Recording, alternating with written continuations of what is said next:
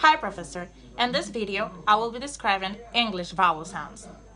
English vowels can be described according to the position of our tongue, the position of our lips, how long the sound is, and how tense or relaxed it is.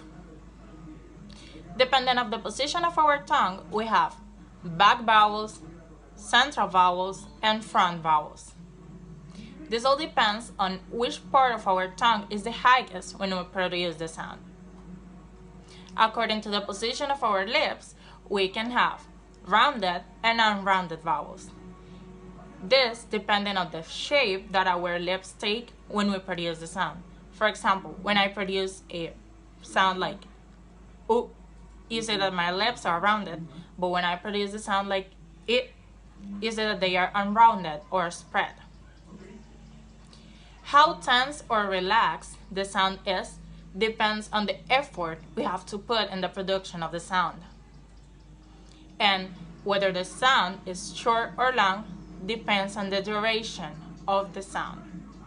Now, we will describe the vowels divided in three groups.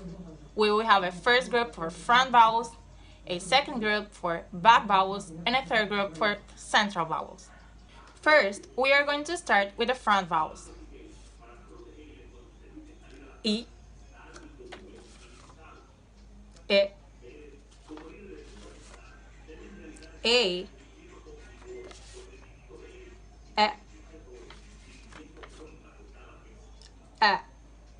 The first thing all of these sounds have in common is the position of our tongue. To produce front vowels, our tongue is pulled to the front in a way that the tip of the tongue is touching the back of our bottom tip. Also, the highest part of the tongue is the front part when we produce the sound, in a way that you can see my tongue when I produce sounds like E or E. The second thing they have in common is the position of our lips. You can notice that for the production of each of the front vowels, our lips are spread. Now, let us describe each vowel sound individually. E.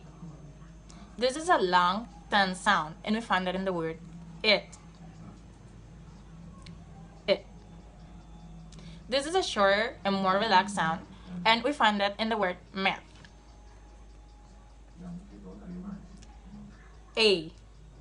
This is a long, tense sound, and we find that in the word sleigh. E. This is a short and relaxed sound. We find that in the word end. And the last one is E. This is a tense and short sound, and we find that in the word at. Now, we will say the back vowels. U,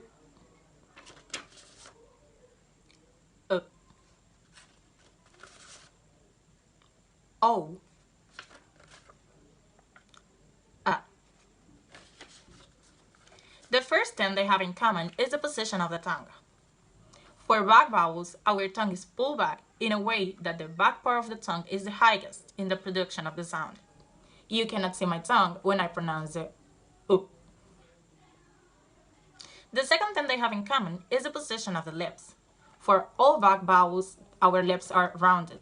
For example, when I say or O.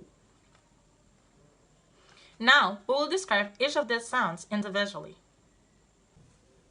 The first sound is U. This is a long, tense sound, and we find it in the word soup. Then we have the sound This is a short, relaxed sound, and we find it in the word book. The third sound is O. This is a long sound. It's also a tense sound, and we find it in the word low. And the last sound we have is and you find it in the word hat. This is a short, relaxed sound. Now, we'll go through a very special group, which is a central vowels group.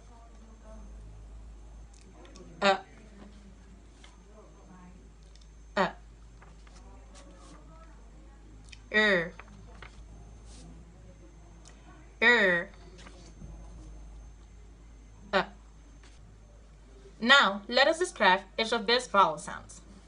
We will start with these two sounds, that for the the Professor Jennifer are exactly the same. Uh, uh. The difference, according to her, is that this one is used for syllables that are stressed, and this one is used for syllables that are not stressed. Both are short, relaxed sounds. We find this one in the word 100, in which the syllable is stressed, and we find this one in the word up, in which the syllable is not stressed.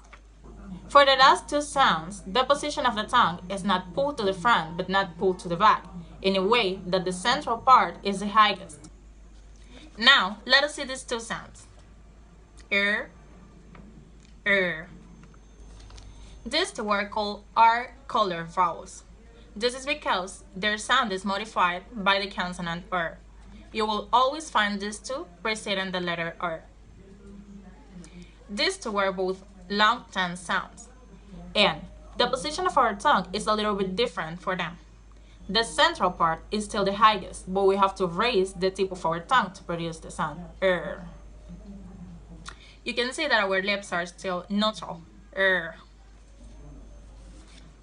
Now, the sound er, we find that in the word burst. And the sound er, which is a little bit longer, we find that in the word bird. Now, let us see the last central vowel. This is a short, relaxed sound, and the position of our tongue for this is central. The central part is the highest when you produce the sound.